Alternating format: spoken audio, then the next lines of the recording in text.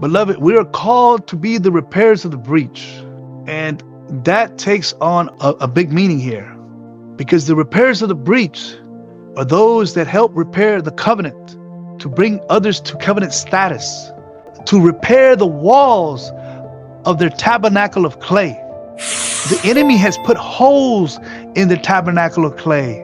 And we are the workers that are going to, like Nehemiah and Ezra, to restore the walls of their temple through the word, through the word that we bought from Messiah, the gold tried by fire. That is how this is going to be done. It is not by our own effort.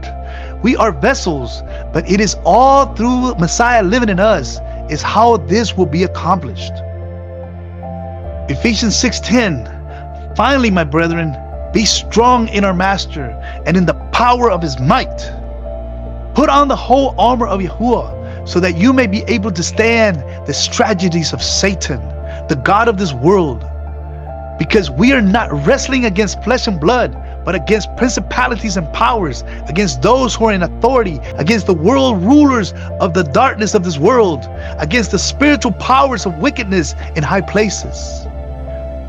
Therefore, put on the whole armor of Yahuwah so that you may be able to withstand, you may be able to oppose and resist with force in the evil day, that you may be able to confront the wicked evil one. And now, beloved brothers, we are being prepared in all areas to be able to stand our ground as soldiers, as royal priests, as repairers of the breach that we are training to be today. Beloved brothers, it says here that we are to resist with force. And we've been saying here in this channel that we are to take the kingdom back by force. It was taken away from us by force. We are now taking it back by force. Because we are in that evil day, beloved. We are in that day, the great and terrible day of Yahuwah. The spiritual powers, the world rulers of darkness, is a prime example of what's going on in our country right now, beloved. It is not set apart what is happening in this nation right now. It is against the laws of Yahuwah. So, beloved brothers and sisters, it says here that the spiritual wickedness, the principalities are run by fallen angels. And when a fallen one, a prince, cannot contain that principality, then they call on the ruling council and Satan comes in. And that's when he knows your name, because you have become a threat to his kingdom. Then they will split up that principality into two and bring another prince, another fallen angel, to rule that principality.